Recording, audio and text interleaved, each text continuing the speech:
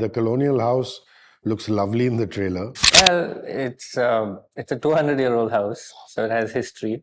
Not spooky. Very spooky. Oh my goodness. I love that. I love heritage houses which are spooky. We got a storm and it was wonderful because it was just like the storm was doing something, but then the other rendition was the stillness was giving something. So it was a first of a kind in the sense that I was with the non-actors. I never got to meet all these lovely actors and act with them. Because You're part of the village. Yes. So my scenes were with non-actors and an actor telling a story to non-actors, is a situation fraught with immense self-doubt. Guys, 12th of September, it's in theaters. It gained worldwide fame as a movie called The Fable. And now it's called Jugnuma, rightfully so. There's a lot of excitement around this film because it won at Leeds, it won at Marmy. People had such vibrant things to say about it in Berlin. From me, Hrishi K, everybody who's watching and listening, some amazing actors and a super director on these couches stroke chairs. Please welcome Raam Reddy. Raam, for the first time ever, and I hope there are many more times to come. I'm a dinosaur. Very rarely do I get to say first time because I get to meet actors very often. It's an honor and a privilege. Welcome to the show. Wonderful.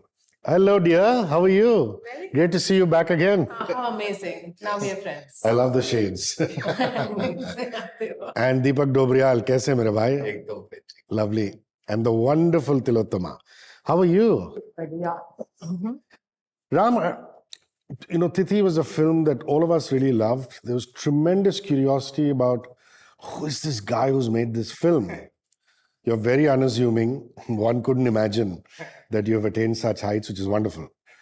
Would you say this is far more personal than Thithi? Is this something that you perhaps could have made your first film, but it wasn't? Very much so, and way more personal. Because in Tithi, I inherited a world that already existed, and then we kind of used our whatever cinematic craft to craft it, and we kind of built it that way. But this is fictional. This is born, the world is fictional. The title is fictional, so we all inhabited this fictional world, which also, like Tithi, I borrowed realism, but I also had these magical elements. And as an artist, I was always into having a little bit of magic, being a little bit brave, not being so safe. So before Tithi, I'd written a novel also called It's Raining in Maya, which is a magic realism novel. So coming from those roots, Jugnuma is more like my heart and soul on in a film. So yeah, it could have easily been the first one, but the scale and the incredible cast and all would have never happened in the beginning, So I'm excited. I feel more ready now to present this one. He's being modest. He's a bit of an adolescent prodigy. Because apart from writing this book, my research tells me that he's also been a wildlife photographer. Yeah, you've exhibited photographs? Yeah, way back when. Wow. Does that mean you carry your DSLR into the Cobbets? I did. How exciting, man. Started that way. Please don't stop doing that. Yeah, no, I love it. But now I'm excited and I'm living my dream and busy doing this. But I know lots of people who leave that passion behind, for other things. So there's this passion for nature and this passion for, life in general that way. And that's why it had to be the Himalayas, and that's why it had to feel the way it did, full of life energy, so you just want to... And nature is important in the film, we were able to get layers of that world, the estate. What does it mean? What is the connection between people and nature? All that is in the film as well. So. You make mulberry jam in the film? How cool is that? I think it's amazing. Whenever I go up into the hills, one of the first things I look for is homemade jam. And that's lovely. Did you get to taste enough during takes? They were really great quality. I don't know whether she was sourcing or making it herself, Juhi. That, I did taste it. Of course I did taste it. I'll eat everything. Lovely. No, but that's an interesting trait because I've noticed that people who work in tea, in orchards, in the hills, they do that. I mean, they're so close to nature that they want to create stuff out of nature. Would you say that's an important part of your character? Yeah. I feel like the cottage industry in that way, like the household stuff like really works over there. They're all curating creative ideas. The women in the household or even in the tribe and everything. They're doing these little cute things and making a small little brand that just is a word of mouth. Sort of an ecosystem, which actually still obviously coexists. It's very much a part of our, every day with our friendships as well. Like I think it's very sweet. British के ज़माने से दीपक जितने भी ज़मींदार हैं या land owner हैं उनके हमेशा ठेकेदार होते थे जो बाद में एडमिनिस्ट्रेटर बने, ऑफिस वाले बने, और अक्सर ऐसा होता था कि वो जो मालिक है उनके बहुत करीब होते थे, sometimes closure then the family.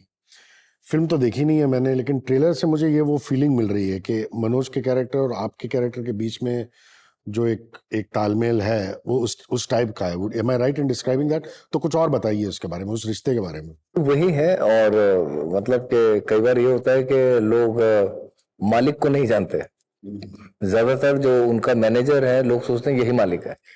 तो इस तरह का जो फ्रीडम है, छूट है और जो ट्रस्ट है वो है इन दोनों के बीच में। मतलब कि अगर कोई भी एक चीज है जो देव को महसूस हो रही है, ये उनसे पहले महसूस कर लेता है। मतलब लेकिन बोलता नहीं है, ये महसूस उनसे पहले कर लेता है कि कहाँ पे क्या सही है क्या गलत है। तो जो उस एरिया की वो जो स्टेट का कुछ भी गड़बड़ है तो ये पहला अपने आप को जिम्मेदार मानता है। तो ये इतना लॉयल सर्वेंट है, मतलब लॉयल मैनेजर मान लो, सर्वेंट मान लो, उस तरह से। So, Tilottama, when you go on to the various film festival sites, whether it's Singapore or Berlin or Leeds, they give you a para on what various critics feel about the movie. And so many people have written Tilottama's wonderful storytelling, her nuanced talking to the child, things like that. In essence, actors are storytellers. But you do tell a story, I believe. Tell me about that. So it was a first of a kind in the sense that I was with the non-actors. I never got to meet all these lovely actors and act with them. Because You're part of the village. Yes. So my scenes were with non-actors, and an actor telling a story to non-actors, is a situation fraught with immense self-doubt, because I know of actors outside the country, amazing actors who refuse to act with animals or kids. Wow. Because their spontaneity, throws them off. Throws them off, because as actors, you're looking for some kind of in a scene, you're looking for a way that surprises you. A certain authenticity, or I wouldn't even say truth, but there is something that you're looking for. And when you see a child or an animal get it so easily, you're like, oh my God, all my years of work and I'm still not able to do this, so effortlessly. So of course you have all that when you're working with a child and a young adult or a baby. I had an infant in my arm. And the infant will do what they do. So these things were really, were fun to do and scary, but the scary stuff is also fun. There was this moment that I just remember, a small moment in the film where she comes out of the village house and she says something to a calf, and the calf immediately responds. She's like, deri ho gaya, mo. It's like talking back. And it was just timing. It's just instantaneous. It was like providence. I don't know. It just I really think we can communicate. Yeah, I think there is people communicate with flowers and plants. Yeah. I've done this. Like my husband would talk to the dogs outside our house because I'm afraid of dogs. So he would ask them that whenever she comes out, go behind her. I would be like, why do they keep going behind me? I said, I'm telling them to. I said, you're telling them to? What do you mean? He said, no, I've been telling them because they have to help you get over the fear. I said, I don't need your help, please. But then it got me thinking that how can he communicate with them? Then I started seeing these videos about people who communicate with animals. Wonderful that you would marry a man like that who pushes you out of your comfort zone. Isn't it? Isn't it? Besides the great coffee that I get. So I did this with a crow that I was reading in my living room, and I went to the kitchen to get a glass of water, and there was a crow sitting there. So I tried to tell the crow that, okay, I'm going to try and talk to you and see if it works. I have a money plant here. It needs a stake. It needs a wire. Will you get me a stick? Be useful, you know? And I went back to reading my book. Hours later when I came, there was a wire kept right where the crow sits. And I had the money plant, got its wire. And same, you know, where I live, down the road, along the, you know, the beach is another woman's house that I visited. And I told her my crow story. I was like, can you imagine my crow? This crow listened to me and got me this. And she was like, her eyes lit up. She's like, I want to show you something. She took me to her living room. There was a wire, very similar looking wire like the one that the crow got me, which her daughter, who's an artist, had shaped like an outline of a crow. And she said, my daughter also asked the crow to get her a wire to make a wire crow, you know, and the crow actually got it, and she's displayed. I was like, so I'm not the only one, and this is so incredible, you know. So how much you want to feel the interconnectedness of life. That's lovely. This is real life magic realism. This is why I like the genre, you know, because these things happen. Yeah. And I believe that, you know, there's more than the day-to-day that happens on that level of interconnectedness. Yeah. And so the film tries to. Lovely. So, you know, I'm notoriously old school. When people come into my studio and we give them lapel mics, my team says, why do you also need tabletop mics? So I said, listen, I love the dubbing room feel of the voice. And those condenser microphones are wonderful. So you can keep this sound for video. I'm going to put that on the radio, you know. And I used to actually carry those bulky mics to my interviews till I got called out by them saying, what nonsense. How can you record sound twice over? So now we take this sound and we improve it and things like that. But left to me, they know I'd still carry bulky mics and put them in front. So I love that you shot on 16mm. What are your reasons for doing that? Well, I said it was a very clear decision also. Even in Tithi, I wanted to, but I couldn't at that time. So we tried to interrupt. Is it because it's set in 1989? Yeah, that's the first reason is kind of also like the DNA of it as a production design decision also, that me, Juhi and Sunil decided that it's set in that time. So then why don't we use the medium from that time to make it feel like it was shot then, using the technology of that time. So it feels like it was made then. So that's one reason. The other reason is, you know, the fact that, I don't know, transference of consciousness, interconnectedness, it feels different with film. Because film is slightly unpredictable. It's alive like we're alive, you know, so it becomes like a character almost, because you feel it and it does what it wants to do. So allowing that life to come in that way, it makes it more, I don't know, it just feels more real and more alive. And I'd also love to ask them how their experience was with it, because it just feels different, right, on set. Yeah, actually, it segues nicely into my next question. I was going to ask you that. Saying from an actor's perspective, what were your feelings of filming in 16mm? I mean, it's interesting because it's unpredictable, like he also mentions, and in so many ways. I'm also working with like 2-3 people, 2 animals here, and things like that. So to keep it spontaneous as well, you just have to, like, you know, be alive and you know, be a little bit more attentive, and because you don't know what you're going to get again. Like, you know, we did it in sequences and things like that. So it was a bit of a muscle, but I feel like we got it. We got enough like workshopping around with the camera as well. And if he really thought we could do the scene a little better with some other kind of magic happening with the weather or things like that, he would do it again. Like I've done a scene which didn't make the cut. We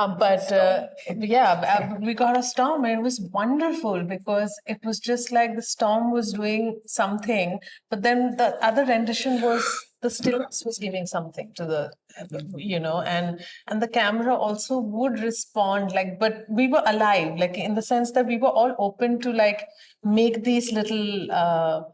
It wasn't even a mistake. I thought we just really had a good time. I feel like to even figure out the chemistry with the camera.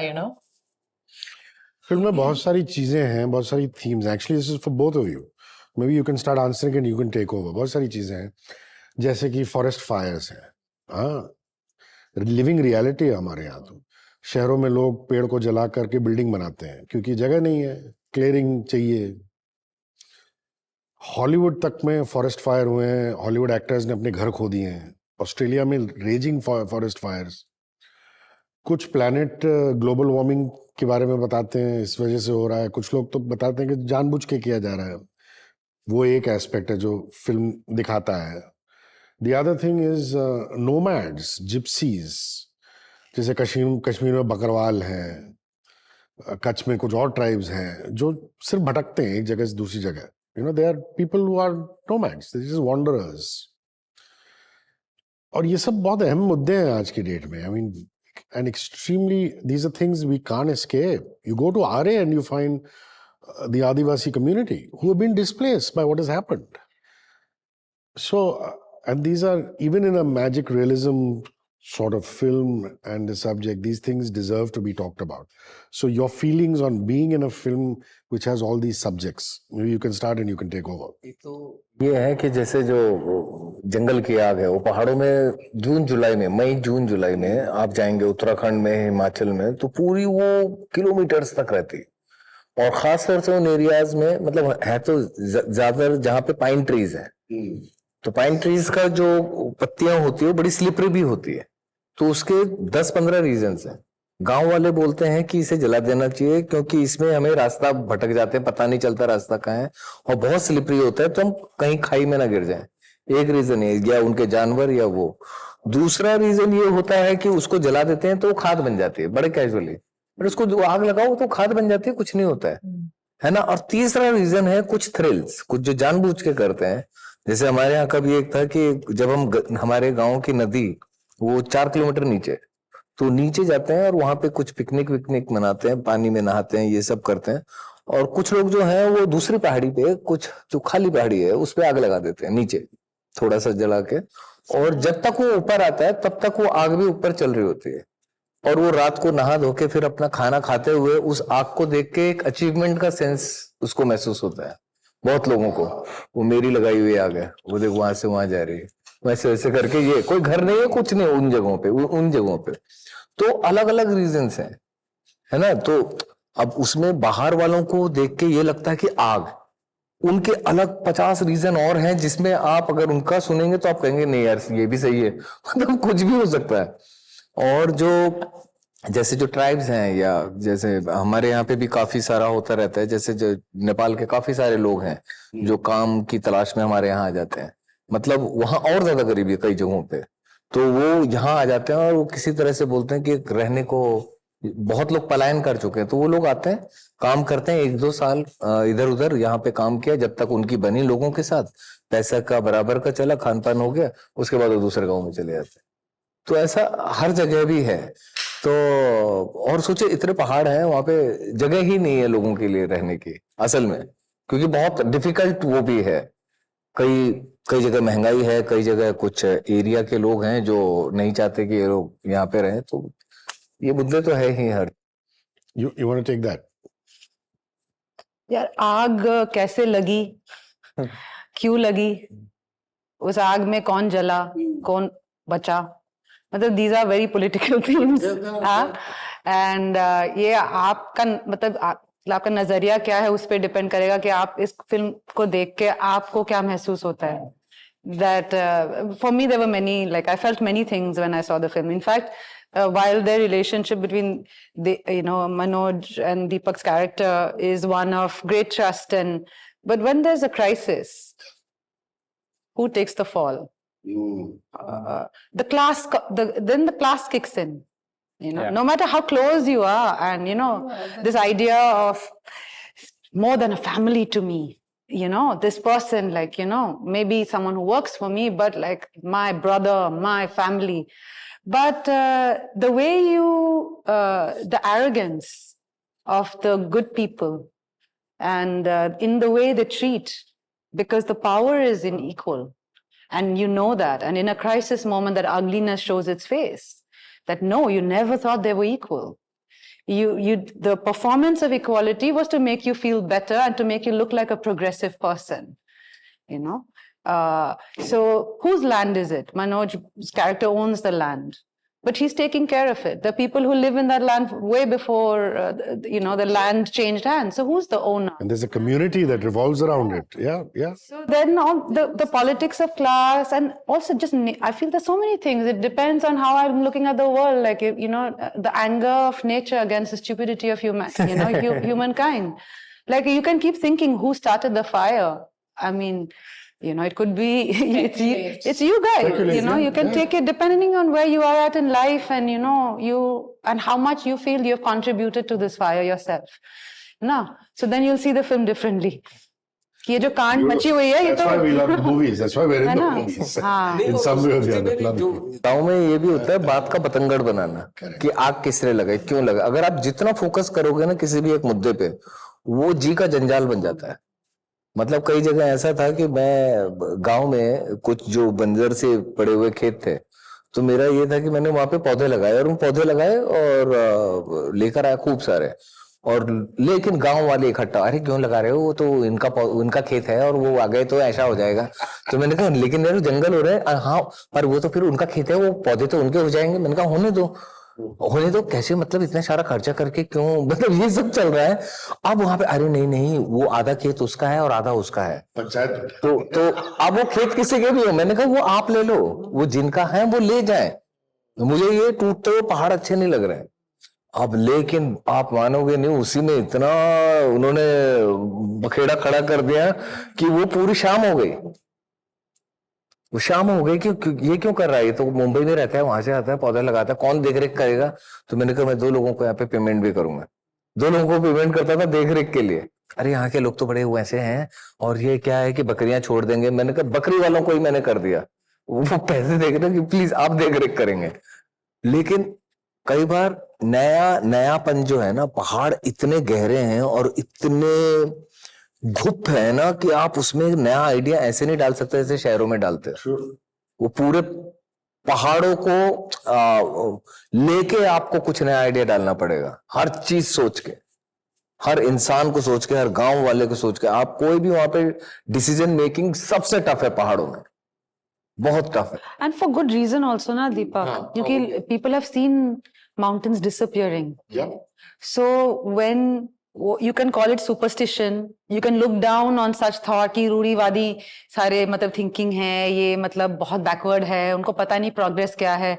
पर हमने भी जो progress का हम मजा ले रहे हैं तो उसको देख के किसी को लग सकता है कि भाई आप रखिए अपना प्रोग्रेस, हम अपने रूढ़ीवादी थॉट्स लेके बैठे हैं, खुश हैं आप। मतलब और ये जो कहानियां हैं, जो आप सुपरस्टिशंस कहते हैं, ये हमको बचा रहा है। ये हमारे जो पहाड़ हैं, जो हमारे खेत हैं, उसको बचा रहा है। तो आप रहिए प्रोग्रेसिव, हम जैसे हैं वैसे रहेंगे। वो भी एक it's also logic, na? Yeah. My last question is to you, Ram. I mean, the colonial house looks lovely in the trailer. I believe you did multiple recce's. And what spoke to you about this particular house that you zeroed down on it and you said, you know, let's shoot here? What were the nooks and crannies that really called out to you? Well, it's a 200-year-old house, so it has history. Not spooky? Very spooky. Oh my goodness. I love that. I love heritage houses which are spooky. It's at the edge of a cliff on the India-Nepal border in the middle of nowhere. You can see the Himalayas in the distance. But what would surprise maybe some people is to know that the house was a shell, and like just the exterior facade was of the old house. The entire house was built by the production design team. The roof was replaced. The windows were worked on, and everything you see inside was designed and designed very meticulously. And there were layers in that design. So what Juhi wanted to do with the house was give, it's a period film, but there have to be new things in the house that the new family brought to it, and some things that the previous generation already had brought to it, and and then the previous generation too, because it was an idea of inheritance. And carrying forward to everything that was just discussed, it was so exciting for me to take all these elements, socio-political elements, like a cross-section of society. And when something happens that's unknown, that we can't understand, how does the human mind kick in? And then how do the power structures function when the human mind kicks in? Only one mind then will matter, which is the one who owns the land. But how is it affecting everybody else? So those layers, that house was perfect in the center of that power structure. There's nothing around it. There are no neighbors. It's literally sitting. It's like the palace, you would say. And there's a king and a queen. A prince and a princess, whatever. And then there is the person who runs the entire kingdom, let's say. And then the commoners. So as a parable that way, wanted to universalize it, took this piece of land, went deep into it, even culturally, but at the same time wanted to universalize it. And a princess who rides horses. Yeah. It's true. What fun. Jugnuma is in theatres 12th of September. What a wonderful cast. There's Manoj Bajpayee, Priyanka, Deepak, Tilottama, and it's directed by Raam Reddy. We're very excited about his second film. Please go to the theatres, give it a lot of love. Thank you, guys. Thank you. Cheers. 94.3 Radio 1.